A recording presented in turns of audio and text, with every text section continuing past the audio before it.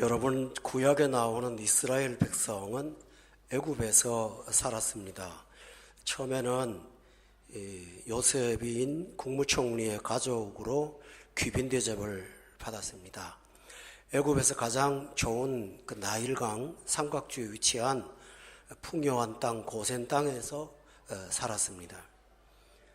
그런데 세월이 지나면서 상황이 변했습니다. 요셉이 죽었습니다. 그리고 요셉을 신임하고 국무총리로 등용했던 그 왕과 그 다음의 왕도 생명을 다했습니다. 그 사이에 이스라엘 백성은 70명에서 아이들까지 합해서 약 300만 명으로 늘어났습니다. 위협을 느낀 애굽 왕은 그들을 노예로 만들었습니다. 인구 증가를 막으려고 의도적으로 고된 노동을 시켰습니다. 남자아이를 낳으면 강물에 던져 죽이도록 명령했고, 아기가 죽는 것을 보면서 부모들은 피 끓는 탄식을 했습니다. 그들은 평소에는 국가의 건설 사업에 직용돼서 노동자로 가혹한 일을 했습니다. 지금도 이집트에 가면 거대한 건축물들이 남아 있는데 그것들이 다 노예들의 수고의 결과물들입니다. 사는 게 너무 힘들었습니다. 고된 노통과 학대를 견디기가 너무 어려웠습니다. 그런데 갑자기 모세라는 사람이 나타나서 자신을 따라서 여기를 떠나자고 하는 것입니다.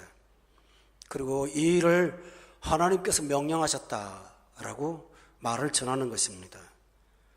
이스라엘 백성들은 돌파구가 없을까 생각한 탄식 중에 가자고 하니까 그래도 더 나은 곳이 있겠지 하고 따라 나서면서 그들의 마음속에 한 가지 의문은 우리를 나가라고 명령하신 하나님이 누구신가? 라는 것이었습니다.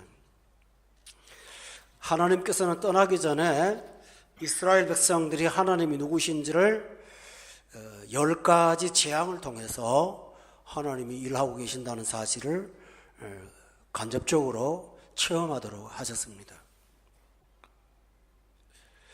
그럼에도 불구하고 하나님을 직접 경험한 적이 없기 때문에 그들에게 매우 중요한 난제는 믿고 따라야 할 하나님은 과연 어떤 분이신가 하는 질문이 여전히 남아 있었습니다. 우리가 믿음 생활을 하지만 가끔 어둠처럼 찾아오는 하나님에 관한 의심과 하나님에 대한 궁금증이 우리의 마음을 사로잡을 때가 있습니다. 만약에 하나님이 어떤 분인가 확실만 하다면 우리가 신앙생활을 한결 쉽게 할 수 있을 터인데 라는 생각을 할 때가 있죠. 그래서 하나님이 누구신 줄을 이스라엘 백성들한테 알게 하시려고 하셨습니다. 본문 14장의 4절에 보면 애굽 사람들이 나를 여호와인 줄 알게 할 것이다 라고 했습니다. 애굽도 여호와를 알아야 되었고요. 13절에 보면 이스라엘 백성들에게는 여호와께서 오늘 너희를 위하여 행하시는 구원을 한번 보라고 모세가 명령을 하므로 이스라엘은 자신들을 위해서 행하시는 구원의 하나님을 그곳에서 배워야 했습니다. 그런데 이 사건은 과거 역사에 국한되는 일이 아닙니다. 이스라엘에 나타나신 하나님은 오늘 우리에게도 역사하시는 동일하신 하나님이시고 우리도 이스라엘 백성처럼 하나님은 누구십니까? 물어보아야 됩니다. 오늘 크게 나누어서 첫 번째로 하나님은 인도하시는 분이십니다. 13장 21절에 보면 세 가지 중요한 하나님의 인도에 관한 말씀이 나옵니다. 21절을 함께 보시면 첫 번째로는 하나님은 우리 앞에 가십니다.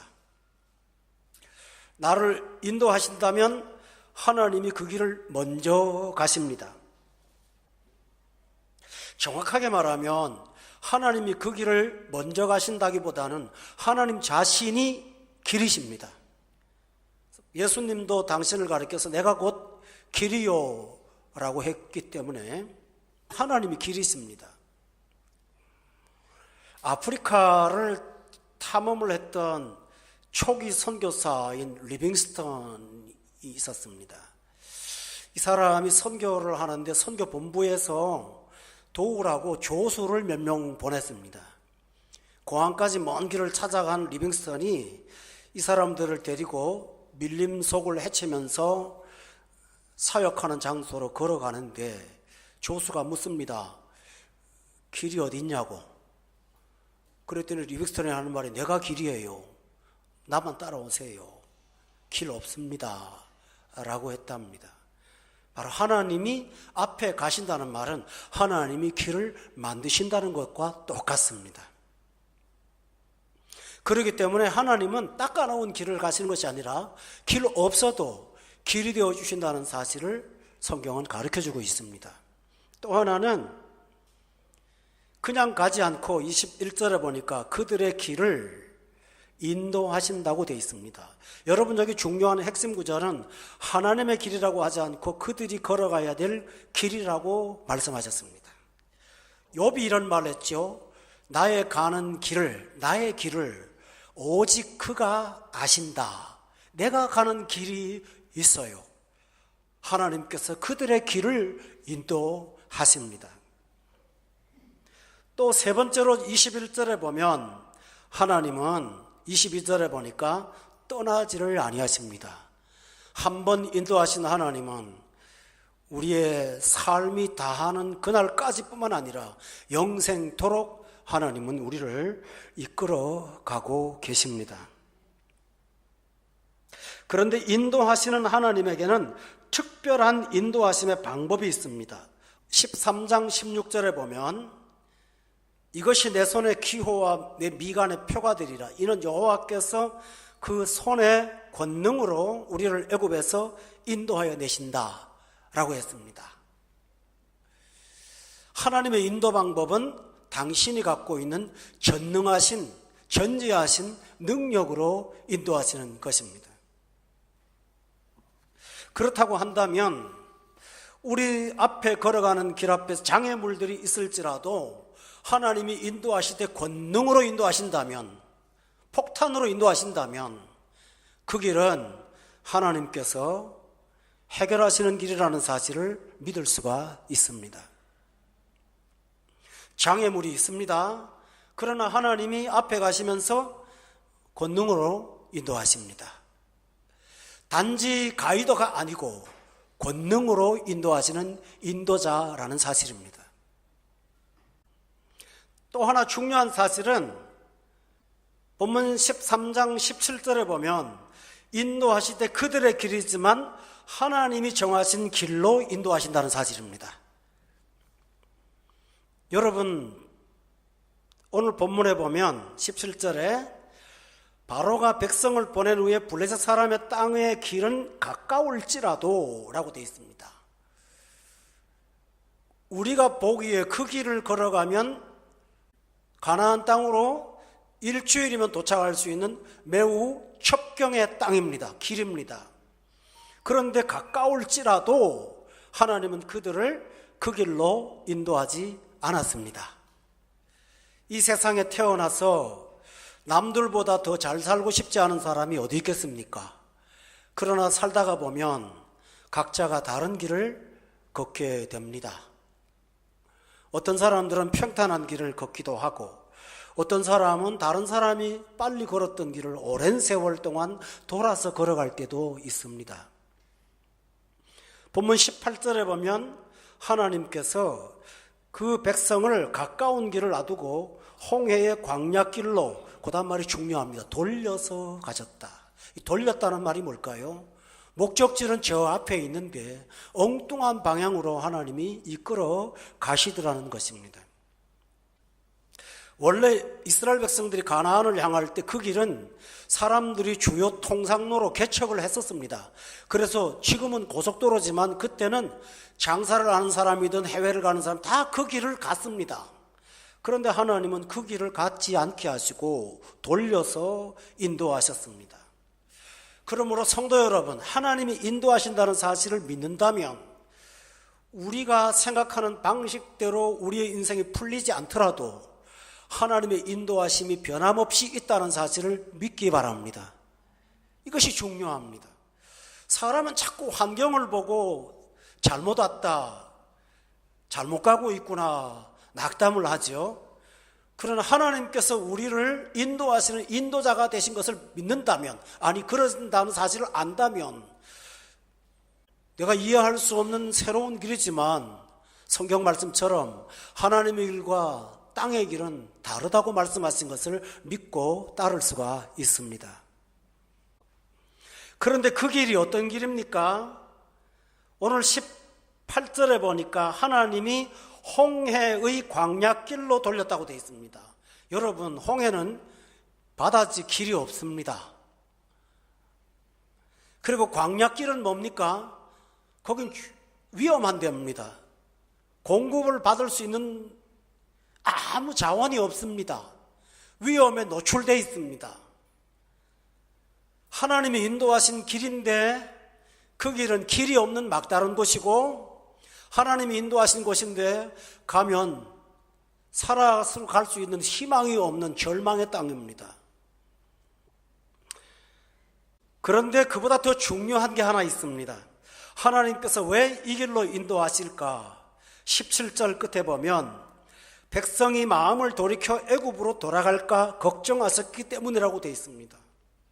여러분, 평탄한 길로 걸어간다면 쉽게 갈 것 같은데 실제로 인생을 돌아보면 평탄한 길을 걸어가면 중도에 포기하는 사람 훨씬 더 많습니다.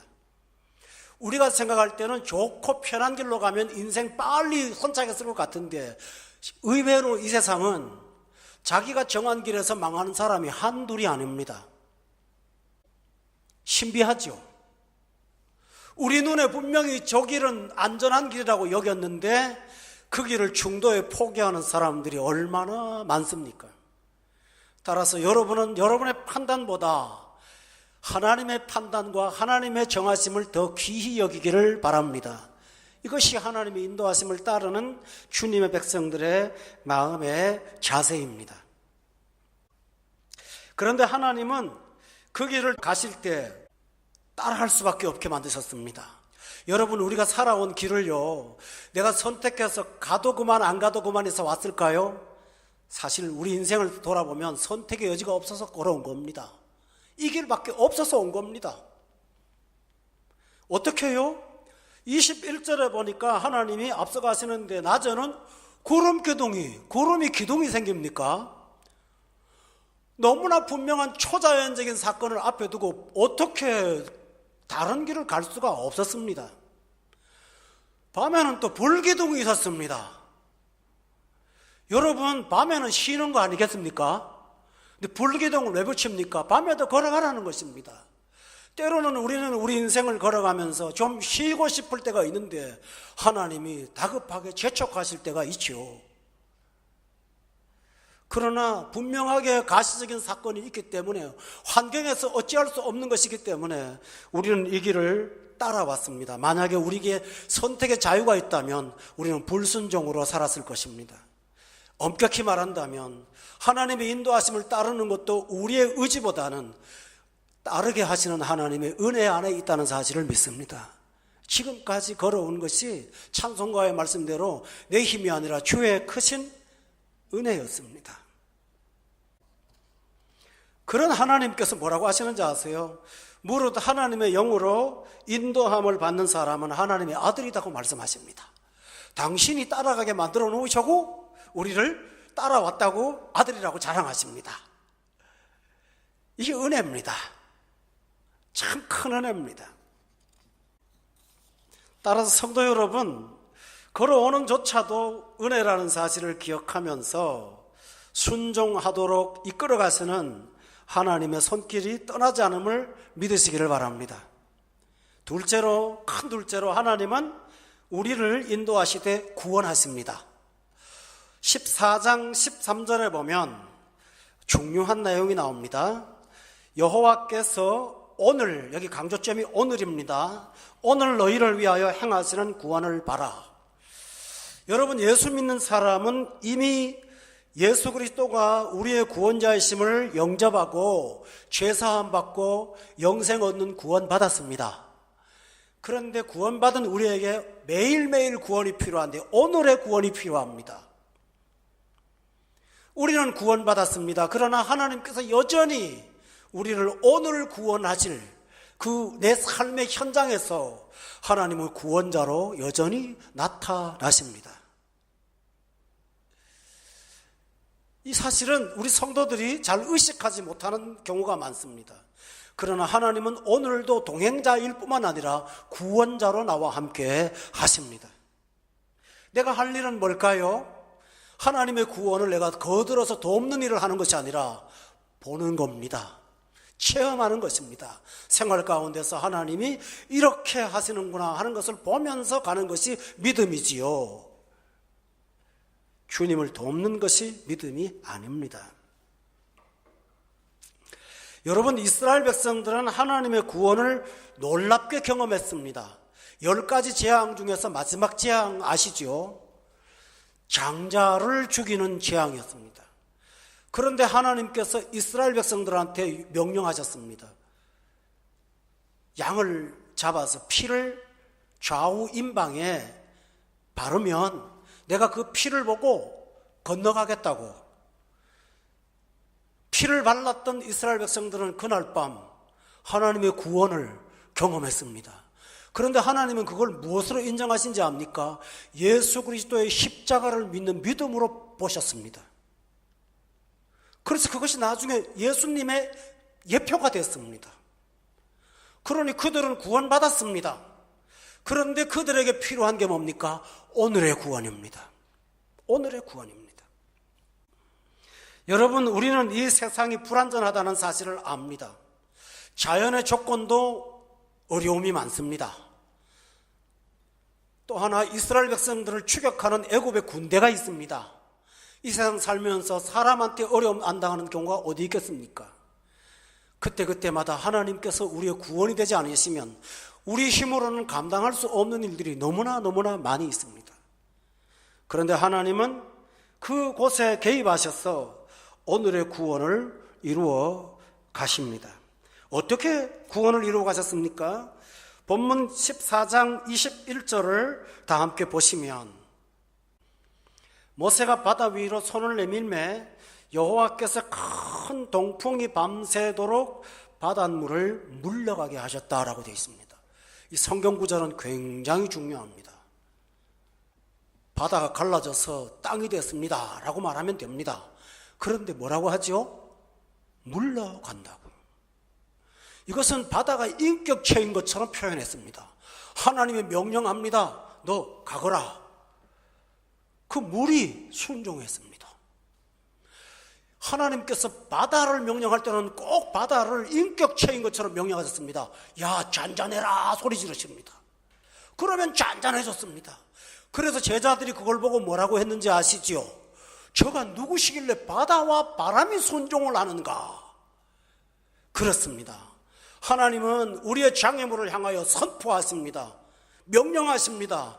내 백성 앞에서 물러가라고요. 내 백성 앞에서 떠나가라고요. 귀신을 쫓을 때 말하기를 너 거기서 나와라 하고 소리 지르십니다. 거기서 떠나라고 말씀하십니다. 그 말 한마디에 속에 들었던 귀신이 2,000마리의 돼지떼 속으로 들어갈 만큼 주님의 명령에 하루아침에 다 떠나는 것을 우리는 성경을 통해서 봅니다. 이것처럼 하나님께서 우리의 생의 장애물을 앞에 두고 명령하시면 물러간다는 사실을 믿으세요. 이것이 하나님의 은혜입니다. 또 있습니다. 물러가게만 했을까요? 21절을 다시 보면 물이 갈라졌습니다. 그리고 바다가 마른 땅이 되도록 역사하셨습니다. 오늘 이러한 자연적인 사건들은 흔히 일어나지 않습니다. 왜 그럴까요? 요새는 배도 있고 비행기도 있고 다른 다양한 방법들이 있으니 오늘날 이런 자연의 기적보다는 우리 삶 앞에 바닷물과 같이 내 힘으로 헤쳐나갈 수 없는, 내 힘으로 감당할 수 없는 어려움들이 있을 때 하나님은 홍해를 명령하신 그 능력과 그 말씀 가지고 동일하게 우리에게 역사하심을 믿으세요. 이것이 하나님의 은혜입니다. 13장 16절을 다시 반복한다면 하나님은 우리를 인도하시되 그 손의 권능으로 인도하셨습니다. 오늘 14장 31절에 보면 모세를 필두로 해서 이스라엘 백성들은 애굽 사람에게 행하신 그 큰 능력을 보았다라고 했어요. 아까 모세는 구원을 보라고 권고했잖아요. 그런데 그들은 구원을 보았다고 말하지 않고 능력을 보았다고 그랬습니다.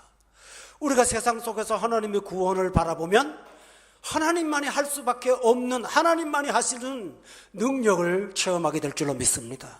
하나님의 놀라우신 은혜입니다. 그 은혜가 단지 은혜일 뿐일까요? 14장 14절에 모세는 이렇게 말합니다. 여호와께서는 너희를 위하여 싸운다 라고 되어 있습니다. 나를 대신하여 용사가 되어 주신다고 말씀하셨습니다. 여러분, 예수 믿는 사람들이 명령받은 게 있어요. 원수를 사랑하라. 오른뺨을 치거든 왼뺨도 돌려대라. 겉옷을 원하거든 속옷도 내어주라. 도대체 이 명령을 하면 나는 어떻게 살란 말입니까? 그러나 하나님께서 이렇게 말씀하십니다. 나는 너희를 위해 싸우는 거야 라고 말씀하십니다. 그러므로 여러분, 여러 가지 어려움들이 다가올 때마다 기다리십시오. 하나님이 일하심을 시간적으로 기다리시기 바랍니다. 하나님께서 우리를 위해서 싸우시는 일들을 보게 될 줄로 믿습니다. 이것이 구원입니다. 어떻게 하셨을까요? 본문 26절에 보면 하나님께서 물이 갈라지게 하신 다음에 또 하나 일을 하셨습니다. 22절에 보면 그 물이 그들의 좌우에 벽이 되게 한 것입니다. 성도 여러분, 우리가 세상을 살다가 어려움을 당할 때 눈앞에서 어려움이 싹 사라지는 건 아닙니다. 옆에 있습니다. 그런데 그게 내게 어려움이 아니에요. 옆에 거 보면 불안해요. 그런데 하나님께서 그 속에 길을 내시고 걷게 하십니다. 참 중요한 사실이 하나 있습니다. 주님께서 싸우신다고 하지 않았어요? 구원이 됐던 벽이 되었던 그 물이 애굽 백성들 앞에서는 그 물의 벽이 허물어지면서 그들이 바닷속으로 다 들어가고 말았습니다. 교우 여러분, 하나님의 구원 방식은 우리가 다 이해할 수 없습니다. 그러나 하나님은 우리를 위해서 싸우신다는 사실을 믿으시면서 언제나 인도하시는 하나님을 따라가시는 여러분 모두가 되시기를 주님의 이름으로 축원합니다. 어려움 당할 때마다 그 자리에서 찬양하시면서 걷기를 바랍니다. 참으로 중요한 세 번째 내용이 있습니다. 하나님은 인도하시되 사랑으로 인도하신다는 사실입니다. 여러분, 오늘 본문에 보면 이스라엘 백성들은 여러분이 하나님이라면 하다가 마음에 상처 입고 그만두실 겁니다. 13장 17절에 보면 하나님 벌써 아십니다. 전쟁을 하게 되면 마음을 돌이켜 애굽으로 돌아갈까. 이스라엘 백성들이 40년 동안 늘 마음에 안 떠난 게 뭔지 아세요? 걸핏하면 돌아간다는 거예요. 차라리 종되면 좋겠다고 생각하면서 뭐 어려움만 당하면 간다고 해요. 하나님이 뭐라고 표현하냐면 너희가 광야에서 나를 10번이나 시험했다고요. 10번이라는 말은 끝없이라는 말입니다. 이런 사람들입니다. 그뿐입니까? 눈앞에 출렁거리는 홍해 바다를 봤을 때 이스라엘 백성들이 한 반응을 보십시오. 11절에 보면 두려워해서 그들이 또 모세에게 이르되 애굽에 매장지가 없어서 당신이 우리를 이끌어내어 이 광야에서 죽게 하느냐? 어찌하여 당신이 우리를 애굽에서 이끌어내서 우리를 이같이 하느냐? 12절에 그만둬라. 우리가 애굽 사람을 섬길 것이라 하지 아니하더냐? 애굽 사람을 섬기는 게 광야에서 죽는 것보다 낫겠노라. 누가 이 말을 듣습니까? 하나님이 이 말을 듣습니다. 그런데도 하나님은 홍해 바다 앞에 서 있는 백성들한테 책망을 하거나 섭섭해하지 않았습니다. 왜 그럴까요? 그럴 줄을 미리 아시기 때문입니다. 베드로가 나는 절대로 예수님 부인하지 않겠다 그러니까 주님께서 신중하게 말씀하셨어요. 너 오늘 나 3번 부인할 거야. 그러나 돌이킨 다음에 형제를 굳게 하라. 성도 여러분, 여기에 무엇이 들어있습니까? 하나님의 놀라운 사랑이 있습니다. 우리가 살아온 날들을 돌아보면 내가 잘나서 이 길을 걸어간 것 결코 아닙니다. 내가 자격이 있어서 하나님이 나를 인도하신 것일까요? 그것도 아닙니다. 하나님이 당신의 약속을 신실히 지키시고 우리를 자기 백성으로 삼으신 그 책임을 감당하신 그 사랑 때문에 우리가 여기까지 왔습니다. 그러므로 여러분 기억하실 게 있습니다. 우리가 가끔 하나님을 섭섭하게 했지만 그것으로 우리를 향하신 하나님의 사랑은 변함이 없다는 사실입니다.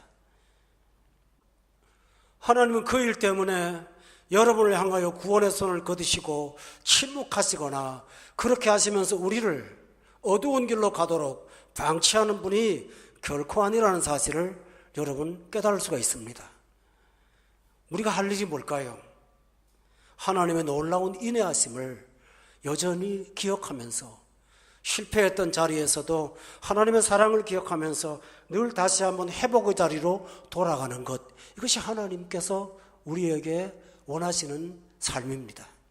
그러므로 교우 여러분, 지금까지 살아온 날들이 하나님 앞에 맞득지 않았더라도 여러분은 주의 사랑으로 앞날도 이끌어갈 것이라는 사실을 믿으면서 남아있는 인생들을 기쁨으로 걸어가시기를 예수 이름으로 축원합니다. 이렇게 살 때 우리가 하나님의 인도하심을 경험하게 될 것입니다. 여러분, 이스라엘 백성들이 창세기에서는 기억하지 못했던 하나님의 인도하심을 처음으로 경험했던 것이 오늘 본문의 내용입니다. 우리가 처음에는 하나님의 인도를 의식하지 못할 때가 많습니다.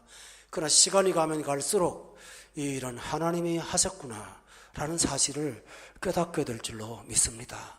그렇다면 그 깨달음을 갖고 새로운 남아있는 길들을 기쁨으로 걸어가시기를 예수 이름으로 축원합니다. 기도하겠습니다.